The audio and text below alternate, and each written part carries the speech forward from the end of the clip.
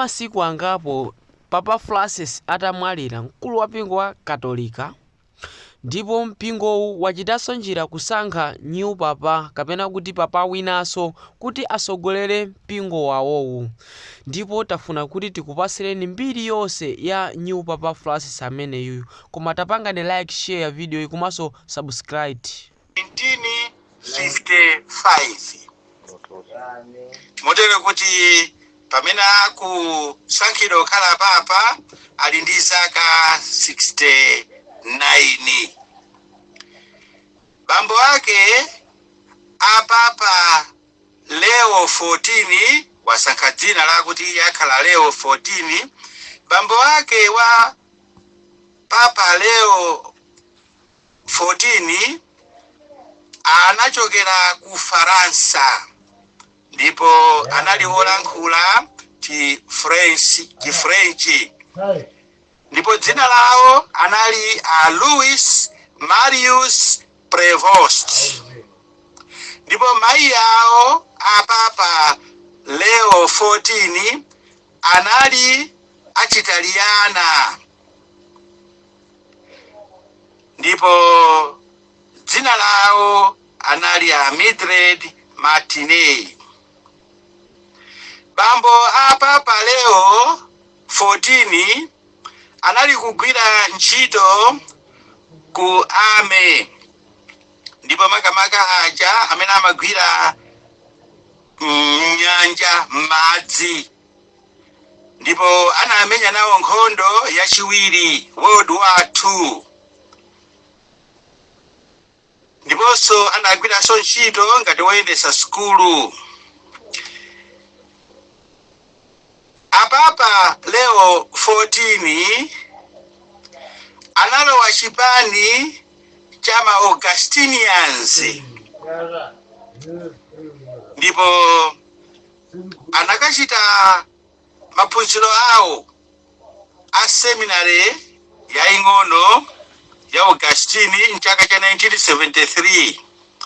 Kumeneko anakatenga bachelor's degree in science and mathematics. Kenaka apapa Leo 14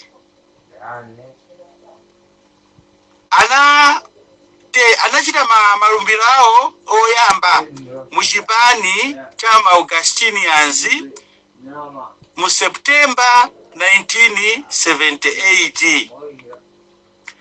Ndipo malumbiro awo otsiriza anachita mu August 1981.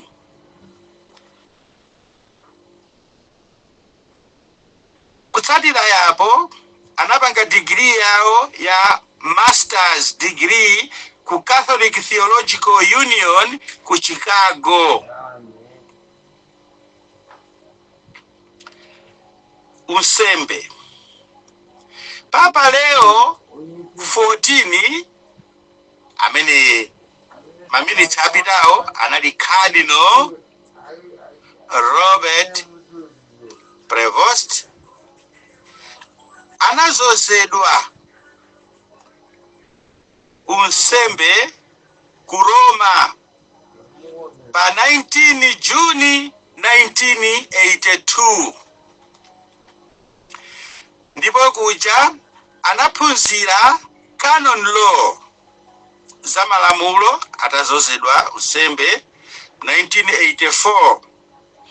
Ndipo kenaka mu 1987 anakhala doctor wa canon law kuchokera ku Pontifical College of St. Thomas Aquinas ku Roma. Papa Leo 14 anatumizidwa ku Peru ngati missionary mchaka cha 1985. Ndipo mchaka cha 1988 Papa Leo 14 nthawi zonse wa mchipani cha Augustinian anathandizira kuphunzitsa ku seminary, amaphunzitsa canon law ku seminary ya diocese uko ku Peru. Kenaka episcopo kumene anamusankha kukhala mlangizi wake ma College of Concertors amatero. Papa Leo 14 mchaka cha 1998 anasankhidwa kukhala provincial wa ma Augustinians ku Chicago, ndipo anabwerera kuchoka ku Peru kubwerera ku United States of America. Ndipo pa 8 March 1999 anatenga udindo wake ngati provincial wa ma Augustinians.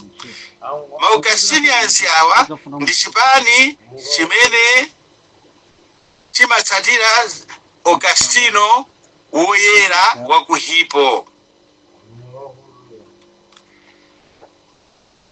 Ndipo kupitirira yapo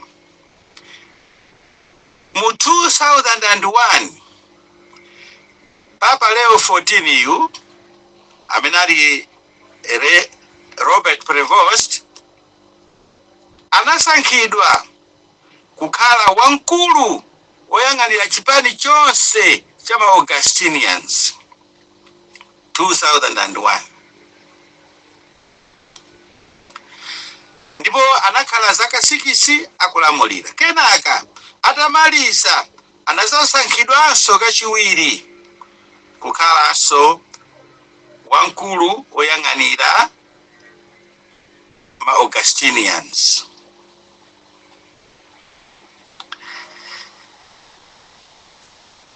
Pa 3 November 2014 Papa Francis marehemu anamusankha Robert Prevost ngati okayang'anira diocese kumene kunalibe bishop ya ku Chiclayo. Kenaka anazozedwa komweko kukhala episcopi wa diocese ya Chiclayo. Ndipo pa 12 December 2014 ku St. Mary's Cathedral anazozedwa kukhala bishop. Pa 26 September 2015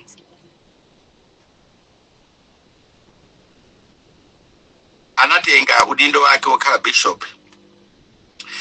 Pa July 13, 2019 Prevost anasankhidwa kukhala mugulu la ofesi limene limayang'anira ansembe ku Roma. Ndipo pa 21 November 2020 Papa Francis anamusankha kukhala membala wa bungwe limene limayang'anira mabishopi. Papa watsopanoyu wakhala ndi maudindo osiyanasiyana mu mpingo ku dziko la Peru, ku America, United States of America, ndiponso ku Vatican uko anakhalanso ndi maudindo osiyanasiyana. Maka udindo uja wa ofesi yoyang'anira ma bishopi. Ndipo pa 6 February 2025 Papa Francisco anamukweza Prevost amene lero ndi Papa Leo 14 kukhala cardinal, ndipo diocese poti ma cardinal samakhala ndi ma diocese imene anampasa ngati dzina chabe inali Diocese of Albano. Mbiri ikunena kuti Prevost anthu amamuganizira ndithu kuti atha kukhala candidate wa Papa Francisco atamwalira, chifukwa cha experience yake komanso kagwiridwe kake ka ntchito makamaka ku ofesi yoyang'anira mabishopi. Ndipo Papa Leo 14 amene wasankhidwa leloyu pa 8 March 2025 ndi Papa woyamba kuchokera ku United States of America, ndi Papa woyamba. Ife kuno ku Radio Maria Malawi tikumufunira Papa Leo 14 zabwino zonse, tikumufunira moyo wamphamvu, wazozedwa adakali nyamata ndithu zaka 69, hayi si kuti ndi munthu wokalamba kwambiri. Tikumufunira moyo wathanzi, tikumufunira moyo wamphamvu. Alahiri KTV timakupasirani mapulogalamu osiyanasiyana. Tinabwera ndi mbiri ya new papa amene wangosankhidwa kumene pakumwalira kwa Papa Francis. Ndipo ife Alahiri KTV tikupempha tipangeni like, share video yathuyi, komanso alendo tipangeni subscribe.